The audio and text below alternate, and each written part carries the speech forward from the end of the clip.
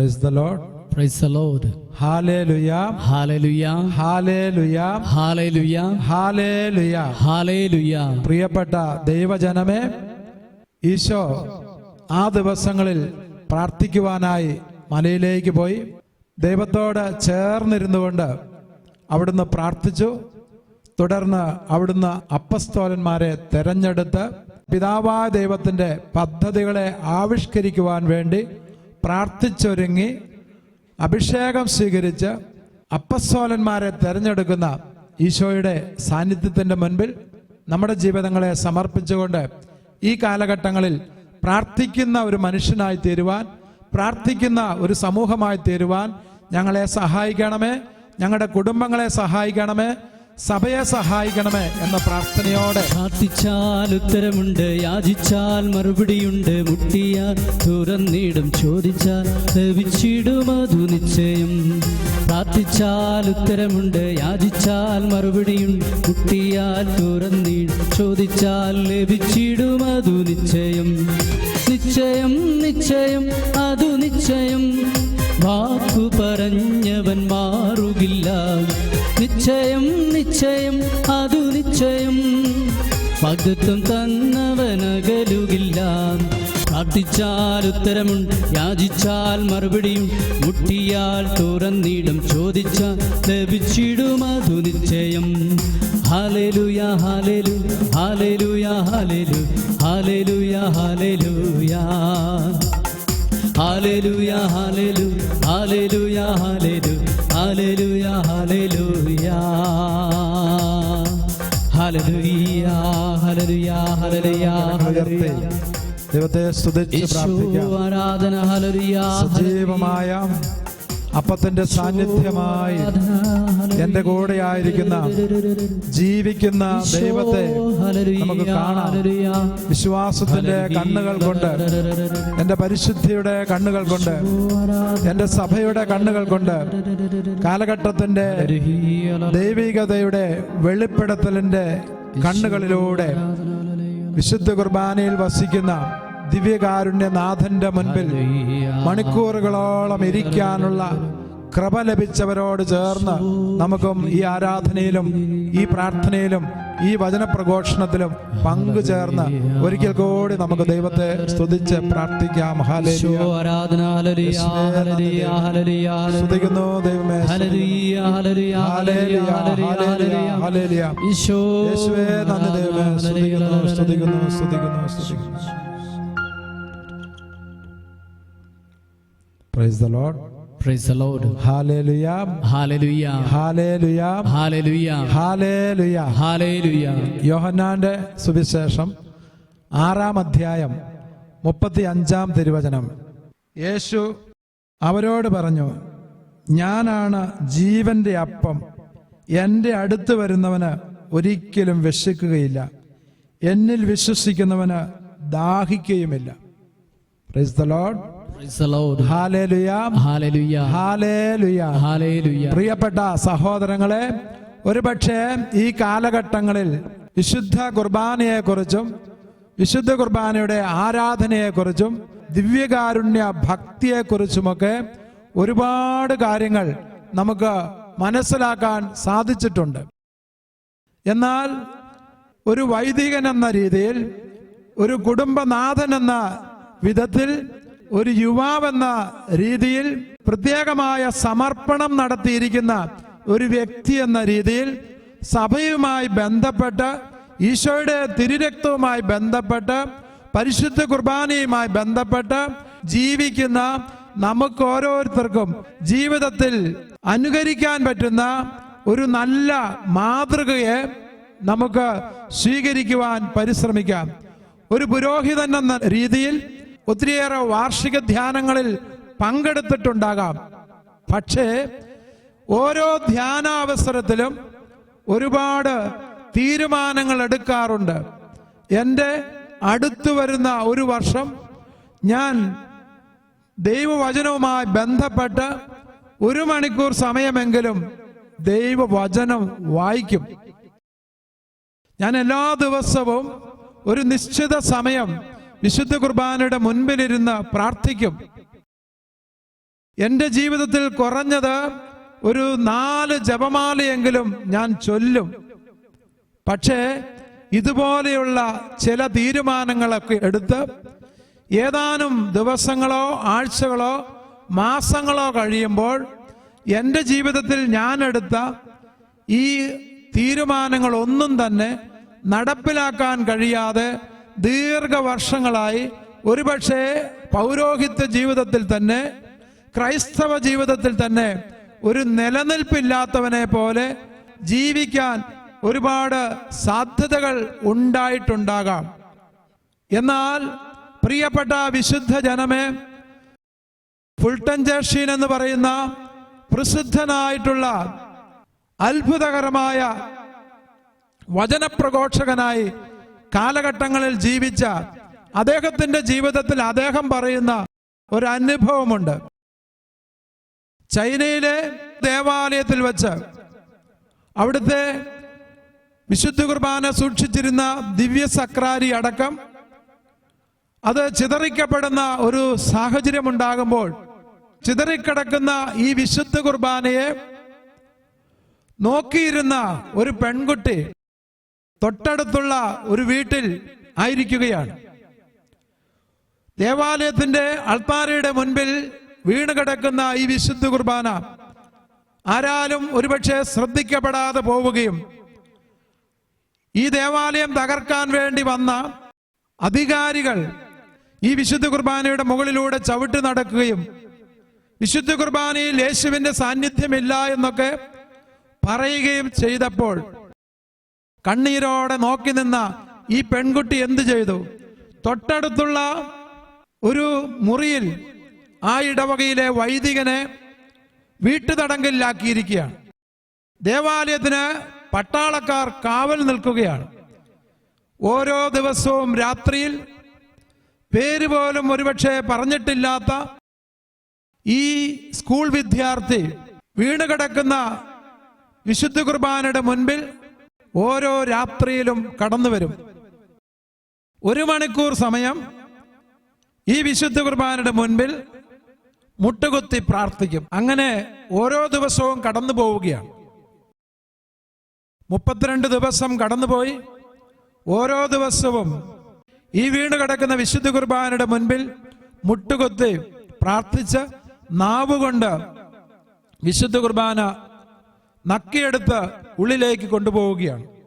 അവസാനത്തെ ദിവസം വിശുദ്ധ കുർബാന സ്വീകരണത്തിന് ശേഷം ഈ കുഞ്ഞിനെ അധികാരികൾ കണ്ടെത്തുകയും ആ കുഞ്ഞിനെ ഇല്ലാതാക്കുകയും ചെയ്തു. കർദിനാൾ ഫുൾട്ടൻ ജേർഷീൻ ഒരു യുവവൈദികനായിരിക്കുന്ന കാലഘട്ടങ്ങളിലാണ് ഈ സംഭവത്തെക്കുറിച്ച് ഹൃദയങ്ങളിൽ നിന്ന് ഹൃദയങ്ങളിലേക്ക് ഈ സന്ദേശം എത്തുകയാണ്. ഫുൾട്ടൻ ജേർഷീൻ എന്ന് പറയുന്ന അദ്ദേഹം ഒരു തീരുമാനമെടുത്തു. എൻ്റെ പൗരോഹിത്യ ജീവിതത്തിൽ ഞാൻ എല്ലാ ദിവസവും 1 മണിക്കൂർ സമയം വിശുദ്ധ കുർബാനയുടെ മുൻപിലിരിക്കും. തൻ്റെ 84 വർഷം പൂർത്തിയാകുന്ന പൗരോഹിത്യത്തിൻ്റെ നാൾ വഴികളിലൂടെ കടന്നു പോകുമ്പോൾ അഭിമാനത്തോടുകൂടി അദ്ദേഹം പറയുന്ന ഒരു കാര്യമുണ്ട്. ഞാൻ അമേരിക്കയിലെ പ്രസിദ്ധനായ ഒരു വചനപ്രഘോഷകനായി മാറിയെങ്കിൽ കാലഘട്ടത്തിൽ ദൈവം ഉപയോഗിക്കുന്ന ഒരു പുരോഹിതനായി തീർന്നുവെങ്കിൽ, ഒരു മെത്രാനായി തീർന്നുവെങ്കിൽ, ഒരു കർദിനാളായി തീർന്നുവെങ്കിൽ അതിൻ്റെ പിന്നിൽ ഒരു കാര്യം മാത്രമേ ഉള്ളൂ. ഞാൻ ഒരിക്കലെടുത്ത വ്രതങ്ങളെ 1 മണിക്കൂർ സമയം വിശുദ്ധ കുർബാനയുടെ മുൻപിലിരുന്ന് പ്രാർത്ഥിച്ച ശേഷം മാത്രമേ ഞാൻ എൻ്റെ പൗരോഹിത്യ ശുശ്രൂഷകളിൽ മുൻപോട്ട് പോവുകയുള്ളൂ എന്ന അദ്ദേഹത്തിൻ്റെ തീരുമാനം അദ്ദേഹത്തിന് മരണം വരെ പൂർത്തിയാക്കുവാൻ സാധിച്ചു എന്നുള്ളതാണ്. Praise the Lord. Hallelujah, hallelujah, hallelujah. പ്രിയപ്പെട്ട വിശുദ്ധ ജനമേ, എൻ്റെയും നിങ്ങളുടെയും ഒക്കെ ജീവിതത്തിൽ പൗരോഹിത്യത്തിനും സന്യാസത്തിനും ക്രൈസ്തവ ജീവിതത്തിനും ക്രൈസ്തവ യുവത്വത്തിനുമൊക്കെ അർത്ഥമില്ലാതായി മാറുന്നതിൻ്റെ കഥകളിൽ ഒന്ന് സജീവമായ ജീവിക്കുന്ന ദൈവത്തിൻ്റെ സാന്നിധ്യത്തിൻ്റെ മുൻപിൽ ആയിരിക്കുവാൻ നമുക്ക് സാധിക്കുന്നില്ല എന്നുള്ളതാണ്. യോഹന്നാന്റെ സുവിശേഷം 6-ാം അധ്യായം 53 തിരുവചനം. യേശു പറഞ്ഞു, സത്യം സത്യമാ ഞാൻ നിങ്ങളോട് പറയുന്നു, നിങ്ങൾ മനുഷ്യപുത്രന്റെ ശരീരം ഭക്ഷിക്കുകയും അവന്റെ രക്തം പാനം ചെയ്യുകയും ചെയ്യുന്നില്ലെങ്കിൽ നിങ്ങൾക്ക് ജീവൻ ഉണ്ടായിരിക്കുകയില്ല. ക്രിസ്ത്യാനിയുടെ ജീവിതത്തിൽ കരുത്തും ശക്തിയും പകരുന്ന ഈ വിശുദ്ധ കുർബാനയുടെ സജീവ സാന്നിധ്യത്തിൽ ക്രിസ്തു ഉണ്ട് എന്ന് വിശ്വസിച്ചുകൊണ്ട് ഒരു ജീവിതം തുടങ്ങുമ്പോഴാണ് ആ ദിവസത്തെ ജീവിതം അനുഗ്രഹമുള്ളതായി മാറുക. പ്രത്യേകിച്ച് ഈ വിശുദ്ധ കുർബാനയോടുള്ള ആരാധന ഒരു ക്രൈസ്തവ ജീവിതത്തിൽ വളരെ അത്യന്താപേക്ഷിതമായ ഒത്തിരിയേറെ സാഹചര്യങ്ങളുണ്ട് എന്ന് നമുക്ക് കണ്ടെത്താൻ സാധിക്കും. ലൂക്കായുടെ സുവിശേഷം 24-ാം അധ്യായം 14-ാം തിരുവചനം. ഈ കാര്യങ്ങളെക്കുറിച്ചെല്ലാം അവർ സംസാരിച്ചു കൊണ്ടിരുന്നു. ജെറൂസലേമിൽ നടന്ന വ്യത്യസ്തമായ അനുഭവങ്ങളെക്കുറിച്ച്, യേശുവിനെക്കുറിച്ച്, പീഡകളെക്കുറിച്ച്, കുരിശുമരണത്തെക്കുറിച്ച് അവര് സംസാരിച്ചു കൊണ്ടുപോവുകയാണ്. എമ്മാവുസിലേക്ക് പോകുന്ന ശിഷ്യന്മാരുടെ ജീവിതത്തിൽ ഏകദേശം 14 കിലോമീറ്റർ ദൂരത്തിൽ അവർ നടന്നു പോകുമ്പോൾ അവര് വളരെയേറെ അസ്വസ്ഥരാണ്. അവർ സഭയെക്കുറിച്ചാണ് സംസാരിക്കുക, അവർ ക്രിസ്തുവിനെ കുറിച്ചാണ് സംസാരിക്കുക, അവർ സഹനത്തെക്കുറിച്ചാണ് സംസാരിക്കുക. പക്ഷേ അവരുടെ ഈ ദൈവികമായിട്ടുള്ള സഭാത്മകമായിട്ടുള്ള ചർച്ചകൾക്കിടയിൽ ഒരു അസ്വസ്ഥതയാണ് അവരനുഭവിക്കുക. അപ്പോൾ എൻ്റെയും നിങ്ങളുടെയും ഒക്കെ ജീവിതത്തിൽ ഈ കാലഘട്ടങ്ങളിൽ നമ്മളെല്ലാം ഒരുപാട് ചർച്ചകൾ നടത്തുന്നവരാണ്. എങ്ങനെ സുവിശേഷം കൊടുക്കാൻ സാധിക്കും, എങ്ങനെ ക്രിസ്തുവിനെ ആധുനികമായ രീതിയിൽ സമൂഹത്തിന് നൽകുവാൻ സാധിക്കും, കാലഘട്ടത്തിന് അനുസ്യൂതമായ രീതിയിൽ വചനം ദൈവജനത്തിന് കൊടുക്കാൻ സാധിക്കും. ഇങ്ങനെ ഒരുപക്ഷെ വളരെ അത്യാവശ്യമെന്ന് കരുതുന്ന ഒരുപാട് കാര്യങ്ങളെക്കുറിച്ച് നമ്മൾ സംസാരിക്കുകയാണ്. എന്നാൽ എന്താണ് സംഭവിക്കുക? യേശു അവരുടെ കൂടെ നടക്കുകയാണ്. അവരുടെ കൂടെ നടന്ന ഈശോ അവരുടെ കൂടെ ഇരുന്ന് അവർക്ക് വചനമാകുന്ന വിരുന്ന് നൽകി, അപ്പത്തിന്റെ സജീവമായ സാന്നിധ്യം വെളിപ്പെടുത്തി അപ്പം മുറിച്ച് അവർക്ക് കൊടുത്തു. അപ്പോൾ എന്ത് സംഭവിച്ചു? അവരുടെ കണ്ണുകൾ തുറക്കപ്പെട്ടു. ഒരു പുതിയ സൃഷ്ടിയായി മാറുകയാണ്. ഇതുവരെ ഉണ്ടായിരുന്ന സംസാര ശൈലിയിൽ മാറ്റം വരുത്തുകയാണ്. തുടർന്ന് ജെറൂസലേമിലേക്ക് അവർ തിരിച്ചു വരികയാണ്. അപ്പോൾ യേശുവിൻ്റെ സജീവമായ സാന്നിധ്യത്തിന്റെ മുൻപിലിരുന്ന് സംസാരിക്കുകയും ഭക്ഷിക്കുകയും ചെയ്ത ഈ അപ്പസ്തോലന്മാരുടെ ജീവിതത്തിൽ, ഈ ശിഷ്യന്മാരുടെ ജീവിതത്തിൽ ഒരു വലിയ മാറ്റം സംഭവിക്കുകയാണ്. ഈ കാലഘട്ടങ്ങളിൽ ഒറ്റയ്ക്ക് വളരുകയും ഒരുമിച്ച് തളരുകയും ചെയ്യുന്ന ഒരു സാധ്യത പോലെ സഭയുടെ സാഹചര്യങ്ങൾ പ്രതികൂലമായിരിക്കുന്ന സമയത്ത് ഒന്നിച്ച് വളരുവാനും ഒന്നിച്ച് മുന്നേറുവാനും നമുക്ക് കരുത്ത് നൽകുന്ന സ്ഥലം എവിടെയാണ് എന്ന് ചോദിച്ചാൽ, ഒരു ദേവാലയത്തിന്റെ ദൈവികമായ സാന്നിധ്യത്തിന്റെ വിശുദ്ധ കുർബാനയുടെ മുൻപിലിരുന്ന് ഒരുമിച്ച് പ്രാർത്ഥിക്കുന്ന ഒരു സമൂഹം, അത് സന്യാസ സമൂഹമാകാം, അത് ഇടവക സമൂഹമാകാം, അതൊരു രൂപതയാകാം, അല്ലെങ്കിൽ ഒരു പ്രദേശത്തെ ദൈവജനത്തെ നയിക്കുന്ന വൈദികരുടെയോ സന്യസ്തരുടെയോ ഒരു കൂട്ടായ്മയാകാം. അവിടെയെല്ലാം 1 മണിക്കൂർ സമയം ഈ വിശുദ്ധ കുർബാനയുടെ മുൻപിലിരുന്നു കൊണ്ട് ഈശോയുടെ സാന്നിധ്യത്തെ ധ്യാനിച്ചുകൊണ്ട് ഈശോ പറയുന്ന കാര്യങ്ങൾ ശ്രവിച്ചുകൊണ്ട് കൂടെ നടക്കുന്ന ഈശോയെ കാണാൻ സാധിച്ചാൽ നമുക്ക് ക്രിസ്തുവിൻ്റെ ദൈവികമായ പദ്ധതികൾ, സ്വർഗത്തിൻ്റെ രക്ഷാകരമായ പദ്ധതികൾ മറ്റേത് കാലഘട്ടങ്ങളെക്കാൾ കൂടുതൽ എളുപ്പത്തിൽ ഈ മനുഷ്യവർഗത്തിന് നൽകാൻ സാധിക്കും എന്നുള്ളതാണ്. പ്രത്യേകിച്ച് വിശുദ്ധ ഗ്രന്ഥത്തിലൂടെ ഉടനീളം ശ്രദ്ധിക്കുമ്പോൾ സമയത്തെക്കുറിച്ച് പ്രത്യേകം പറയുന്നത്, അവിടുന്ന് സമയത്തെക്കുറിച്ച് സംസാരിക്കുമ്പോഴൊക്കെ എൻ്റെ സമയം ഇനിയും ആയിട്ടില്ല എന്നും, യോഹന്നാന്റെ സുവിശേഷം 16-ാം അധ്യായത്തിന്റെ 32-ാം തിരുവചനങ്ങളിൽ നിങ്ങൾ ഏകനായി വിട്ടുപോകുകയും ചെയ്യുന്ന സമയം വരുന്നു എന്നൊക്കെ പറയുമ്പോൾ, ഈ സമയത്തിന് പ്രത്യേകമായി ഇംഗ്ലീഷിൽ അവർ എന്നാണ് പറയുന്നത്, മണിക്കൂർ എന്നാണ്. അപ്പോൾ ഈ ഒരു മണിക്കൂർ എന്ന് പ്രത്യേകമായ രീതിയിൽ പറയുന്നുവെങ്കിൽ പിശാചിന്റെ പ്രലോഭനങ്ങളെ നേരിടാൻ വേണ്ടി ഏത് ദൈവ പൈതലും നിൽക്കേണ്ടി വരുന്ന ഒരു സമയത്തെ സൂചിപ്പിക്കാൻ സാധിക്കും. പിശാചുമായിട്ടുള്ള ഒരു പോരാട്ടത്തിൽ എൻ്റെ ക്രിസ്തീയ ജീവിതത്തിന്, എൻ്റെ സന്യാസ ജീവിതത്തിന്, എൻ്റെ പൗരോഹിത്യ ജീവിതത്തിന്, എൻ്റെ ആധ്യാത്മിക ജീവിതത്തിന് വലിയ വെല്ലുവിളി ഉയർത്തുന്ന പ്രതികൂലമായ സാഹചര്യങ്ങളെ അതിജീവിക്കുവാൻ വേണ്ടി ഞാൻ എന്ത് ചെയ്യണം? മണിക്കൂർ പ്രാർത്ഥിക്കുക. 1 മണിക്കൂർ തിരുമണിക്കൂറായി മാറ്റുമ്പോൾ ഒരുപക്ഷെ എൻ്റെ സ്വകാര്യമായ ജീവിതത്തിൽ എനിക്ക് സ്വപ്നം കാണാൻ പറ്റാത്ത ഒരു ആധ്യാത്മികതയുടെ ഒരു വലിയ തലത്തിലേക്ക് ഉയരാൻ പറ്റും എന്ന് ഒരു വിശുദ്ധ ജനം ശ്രദ്ധിക്കുകയും മനസ്സിലാക്കുകയും വിശ്വസിക്കുകയും ചെയ്യേണ്ടിയിരിക്കുന്നു. വിശുദ്ധ മദർ തെരേസയുടെ ജീവിതം നമുക്കറിയാം. കൽക്കട്ടയുടെ പ്രാന്തപ്രദേശങ്ങളിലേക്ക് ദൈവികമായ ഒരു ആഹ്വാനമനുസരിച്ച്, ഒരു ഉൾവിളി അനുസരിച്ച് പ്രവർത്തിക്കാൻ വേണ്ടി ഇറങ്ങിയ മദർ തെരേസയുടെ സന്യാസ സമൂഹം ലോകം മുഴുവൻ പടർന്നു പന്തലിച്ച് ആധ്യാത്മികതയുടെ കരുത്തുള്ള ഒരു വിശുദ്ധ സമൂഹമായി അവർ മുന്നേറുന്നുണ്ട് എങ്കിൽ അതിൻ്റെ അടിസ്ഥാനപരമായ കാരണങ്ങളിൽ ഒന്ന്, 1 മണിക്കൂർ സമയത്തെ വിശുദ്ധ കുർബാന അർപ്പണത്തിന് ശേഷം അവർ 1 മണിക്കൂർ സമയം പ്രാർത്ഥിച്ചതിന് ശേഷമാണ് തങ്ങളുടെ സാമൂഹ്യ പ്രവർത്തനങ്ങളിലേക്ക് അവർ കടന്നു പോകാറുള്ളൂ.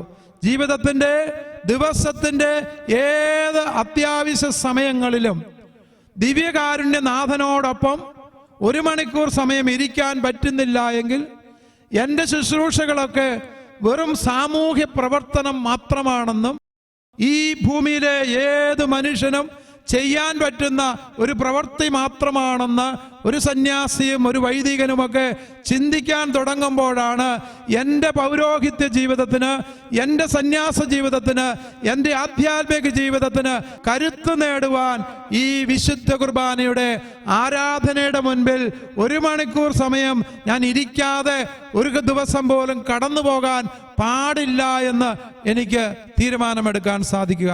ഫുൾട്ടൻ ജേർഷ്യൻ എന്ന് പറയുന്ന പ്രസിദ്ധനായിട്ടുള്ള സുവിശേഷ പ്രഘോഷകൻ അദ്ദേഹം പറയാറുണ്ട്, ഒരു പ്രത്യേക മീറ്റിങ്ങിൽ അദ്ദേഹം പങ്കെടുക്കാൻ വേണ്ടി പോവുകയാണ്. 3-4 ദിവസം 1 മണിക്കൂർ പോയിട്ട് 1 മിനിറ്റ് പോലും ഉപയോഗിക്കാതിരിക്കുവാൻ പാടില്ലാത്ത അത്രമാത്രം തിരക്കുള്ള ഒരു സമയത്ത് അദ്ദേഹം രാത്രിയുടെ ഏകാന്തതയിൽ പുലർച്ചെ 2 മണി സമയത്ത് ദേവാലയത്തിൽ പോയി 1 മണിക്കൂർ സമയം ഇരുന്നു. 1 മണിക്കൂർ സമയം ഇരുന്നത് മാത്രമേ ഞാൻ ഓർക്കുന്നുള്ളൂ, അവിടെ ഇരുന്ന് ഉറങ്ങിപ്പോയി എന്നാണ് അദ്ദേഹം പറയുകയാണ്. എൻ്റെ ജീവിതത്തിൽ ഒരു പുരോഹിതൻ എന്ന രീതിയിൽ ഒരിക്കലെടുത്ത ഈ തീരുമാനത്തെ, ഈ റെസല്യൂഷൻ എൻ്റെ മരണം വരെ എനിക്ക് കാത്തു സൂക്ഷിക്കാൻ സാധിക്കും. പരിശുദ്ധ അമ്മ എനിക്ക് കരുത്തായി കൂടെ ഉണ്ടാകുമെന്ന്. പ്രിയപ്പെട്ട വിശുദ്ധ ജനമേ, പ്രാർത്ഥനയുടെ 1 മണിക്കൂർ സമയത്തിന്റെ പ്രാധാന്യത്തെക്കുറിച്ച് ഈശോ തന്നെ സംസാരിക്കുന്നുണ്ട്. ഗത്സമേനിലിരുന്ന് അവിടുന്ന് പ്രാർത്ഥിക്കുമ്പോൾ മത്തായിയുടെ സുവിശേഷത്തിലും മർക്കോസിന്റെ സുവിശേഷത്തിലും ലൂക്കായുടെ സുവിശേഷത്തിലും പ്രത്യേകമായിട്ട് അവിടുന്ന് പറയുന്നുണ്ട്, 1 മണിക്കൂർ സമയം ഉണർന്നിരിക്കാൻ കഴിഞ്ഞില്ലേ, പ്രലോഭനങ്ങളിൽ അടിമപ്പെടാതിരിക്കുവാൻ പ്രാർത്ഥിക്കുവൻ എന്ന്. 1 മണിക്കൂർ സമയം ഉണർന്നിരിക്കുവാൻ കഴിഞ്ഞില്ലേ, എന്നോടുകൂടെ ഉണർന്നിരിക്കുവാൻ കഴിഞ്ഞില്ലേ എന്നുള്ളത്. സഹോദരങ്ങളെ, എൻ്റെ ജീവിതത്തില് ഉണ്ടാകുന്ന പ്രതിസന്ധികള്, പാപത്തിൻ്റെ 1 മണിക്കൂർ എൻ്റെ ജീവിതത്തിൻ്റെ 24 മണിക്കൂറിനെ നശിപ്പിക്കുമെന്ന് തിരിച്ചറിഞ്ഞ് ഈശോ വളരെ കൃത്യമായിട്ട് പറഞ്ഞ ഒരു കാര്യം മാത്രമേ ഉള്ളൂ, 1 മണിക്കൂർ സമയം ഉണർന്നിരിക്കുവിൻ എന്നുള്ളത്. 1 മണിക്കൂർ സമയം ഉണർന്നിരുന്ന് എൻ്റെ കൂടെ ഇരിക്കാനുള്ള ഈശോയുടെ ആഹ്വാനം. എൻ്റെ ജീവിതത്തിൽ പാപത്തിൻ്റെയും അസ്വസ്ഥതയുടെയും തിന്മയുടെയും പ്രലോഭനങ്ങളെ ഞാൻ എപ്പോഴാണ് നേരിടുന്നതെന്ന് എനിക്കറിയില്ല. അത് എൻ്റെ ഗുരുവും എൻ്റെ കർത്താവുമായ ഈശോയ്ക്ക് മാത്രമേ അറിയാവൂ എന്ന് തിരിച്ചറിവുള്ളത് കൊണ്ട് ഞാൻ എന്ത് ചെയ്യണം? എൻ്റെ സ്വകാര്യമായ ജീവിതത്തിൽ ദിവ്യകാരുണ്യനാഥന്റെ മുൻപിൽ 1 മണിക്കൂർ സമയമിരുന്ന് പ്രാർത്ഥിക്കുന്നത് വഴി ഞാൻ ചിന്തിക്കണം, ഇന്നേ ദിവസം ഒരുപക്ഷെ ഞാൻ അഭിമുഖീകരിക്കാനിരിക്കുന്ന നാരകീയമായിട്ടുള്ള ഉപദ്രവങ്ങളെ മുൻകൂട്ടി കണ്ടറിഞ്ഞുകൊണ്ട് എന്നെ രക്ഷിക്കുന്ന ഒരു ദിവ്യകാരുണ്യനാഥൻ ഈ അൾത്താരയിൽ അപ്പത്തിന്റെ രൂപത്തിൽ സന്നിഹിതനാണ് എന്ന് ഞാൻ തിരിച്ചറിയണം. Hallelujah, hallelujah, hallelujah. പ്രിയപ്പെട്ട വിശുദ്ധ ജനമേ, എൻ്റെയും നിങ്ങളുടെയും ഒക്കെ ജീവിതത്തിൽ ഒരു സഭയുടെ ഉത്തരവാദിത്വം വഹിക്കുന്നവൻ എന്ന രീതിയിൽ, മാമോദീസ സ്വീകരിച്ച ഒരു ദൈവ പൈതൽ എന്ന രീതിയിൽ ഈ ലോകത്തിനു വേണ്ടി മുഴുവൻ അനുഗ്രഹമാകാൻ വേണ്ടി വിളിക്കപ്പെട്ട ഒരു പ്രകാശ ഗോപുരമാണ് ഞാനെന്ന ഉറപ്പ് എൻ്റെ ജീവിതത്തിൽ ഉണ്ടാകണം. ഒരു പിതാവെന്ന രീതിയിൽ, ഒരു മാതാവെന്ന രീതിയിൽ, ഒരു പുരോഹിതൻ എന്ന രീതിയിൽ, ഒരു മെത്രാൻ എന്ന രീതിയിൽ എനിക്ക് ഭരമേൽപ്പിക്കപ്പെട്ടിരിക്കുന്ന ഒരു അജഗണമുണ്ട്, ഒരു വിശുദ്ധ കൂട്ടായ്മയുടെ കൂടെ പ്രവർത്തിക്കുന്ന അവർക്ക് വേണ്ടി പ്രാർത്ഥിക്കാനുണ്ട് എന്ന് ഒരു തീരുമാനം എൻ്റെ ജീവിതത്തിൽ ഉണ്ടാകണം. എൻ്റെ ജീവിതവുമായി അടുത്തിടപെട്ട, ഒരുപക്ഷെ ഞാൻ മാമോദീസ കൊടുക്കാനിരുന്ന, ഞാൻ വിവാഹം ആശീർവദിച്ച, ഞാൻ രോഗിലേപനം കൊടുക്കുന്ന, ഞാൻ കുംഭസാരം കേൾക്കുന്ന ഈ ദൈവത്തിന്റെ പൈതൽ സ്വർഗത്തിന്റെ നിത്യതയുടെ കൂടാരത്തിൽ എത്തിച്ചേരണമെന്ന് ഒരു പുരോഹിതൻ എന്ന രീതിയിൽ എനിക്ക് അതിയായ ആഗ്രഹമുണ്ടാകണം. ഈ ചെറിയവരിൽ ഒരുവൻ പോലും നശിച്ചു പോകുവാൻ എൻ്റെ സ്വർഗസ്ഥനായ പിതാവ് ആഗ്രഹിക്കുന്നില്ല എന്ന് തിരിച്ചറിഞ്ഞുകൊണ്ട് ദൈവിക പദ്ധതിയുടെ ഭാഗമായി ഈ ഭൂമിയിൽ കുരിശുമരണം വഴി മനുഷ്യവർഗത്തെ സ്വന്തമാക്കിയ ഈശോ പ്രകാശത്തിന്റെ രഹസ്യത്തിന്റെ 5ാമത്തെ രഹസ്യത്തിൽ ഇങ്ങനെയാണ് നമ്മൾ ധ്യാനിക്കുക: തൻ്റെ സ്നേഹത്തിന്റെ നിത്യസ്മാരകമായ പരിശുദ്ധ കുർബാന അവിടുന്ന് സ്ഥാപിച്ചു. സ്നേഹത്തിന്റെ നിത്യസ്മാരകമായ ഈ പരിശുദ്ധ കുർബാനയുടെ മുൻപിലിരുന്ന് ഈ അജഗണങ്ങൾക്ക് വേണ്ടി ഞാൻ പ്രാർത്ഥിക്കുമ്പോൾ ഒരാൾ പോലും എൻ്റെ ആധ്യാത്മിക ശുശ്രൂഷകൾക്ക് ഭരമേൽപ്പിക്കപ്പെട്ടിരിക്കുന്ന ഒരു ദൈവ പൈതൽ സ്വർഗത്തിന്റെ കൂടാരം വിട്ട് അശുദ്ധിയുടെ കൂടാരത്തിൽ എത്തില്ല എന്നുള്ള ഒരു അതിയായ സന്തോഷം എൻ്റെ ഹൃദയത്തിൽ എനിക്ക് സൂക്ഷിക്കാൻ സാധിക്കുമ്പോൾ, അത് ഈ തിരുമണിക്കൂറിലൂടെ എനിക്ക് കാണാൻ സാധിക്കുമ്പോൾ, എൻ്റെ ആധ്യാത്മിക ജീവിതത്തിന് മുഴുവൻ കരുത്തു പകരുന്ന ആധ്യാത്മിക സ്രോതസ്സായി വിശുദ്ധ കുർബാനയിൽ വസിക്കുന്ന ഈശോയുടെ സാന്നിധ്യം ഉണ്ടാകും എന്ന് ഉറച്ച് നമുക്ക് വിശ്വസിക്കാം. ഈ കാലഘട്ടങ്ങളിൽ വിശുദ്ധ കുർബാനയോട് ഭക്തിയുള്ള ഒരുപാട് ദൈവജനം ഉണ്ട് എന്ന് നമുക്കറിയാം. ഒരുപാട് പ്രോട്ടസ്റ്റന്റ് വിശ്വാസത്തിൽപ്പെട്ടവര് ഈ കാലഘട്ടങ്ങളിൽ സഭയിലേക്ക് മടങ്ങി വരുന്നതിൻ്റെ അടിസ്ഥാന കാരണങ്ങളിൽ ഒന്ന് ഈ വിശുദ്ധ കുർബാനയോടുള്ള അതിയായ ഭക്തിയാണ്. ജൂലിയാക്കിം എന്ന് പറയുന്ന ഒരു കൊറിയക്കാരി പെൺകുട്ടിയുടെ ചരിത്രം നമുക്കറിയാം. പ്രോട്ടസ്റ്റന്റ് വിശ്വാസത്തിൽ ജീവിച്ച അവളുടെ രോഗശാന്തിക്ക് വേണ്ടി ഒരു പുരോഹിതനെ സമീപിച്ചപ്പോൾ വിശുദ്ധ കുർബാന കൊടുത്തുകൊണ്ട്, മാമോദീസ കൊടുത്തുകൊണ്ട് അവളെ ക്രിസ്തീയ വിശ്വാസത്തിലേക്ക് വളർത്തിയ, പിന്നീട് ജോൺ പോൾ 2 മാർപ്പാപ്പയെ പോലെ വിശുദ്ധ കുർബാനയുടെ അതീവ ഭക്തി ഉണ്ടായിരുന്ന ഈ മാർപ്പാപ്പയുടെ കൂടെ വിശുദ്ധ കുർബാന അർപ്പിക്കുമ്പോൾ പോലും അവളുടെ നാവിൽ അർപ്പിക്കപ്പെട്ടിരുന്ന തിരുവോസ്തി മാംസകഷ്ണമായി ഈശോയുടെ തിരുശരീരമായി രൂപപ്പെട്ടു എന്നതിൻ്റെ വീഡിയോ ഒരുപക്ഷെ യൂട്യൂബിലൂടെയൊക്കെ നാം ഓരോരുത്തരും കണ്ടിട്ടുണ്ടാകാം. പ്രിയപ്പെട്ട സഹോദരങ്ങളെ, വിശുദ്ധ കുർബാനയിൽ ഈശോയുടെ സജീവ സാന്നിധ്യമുണ്ട്.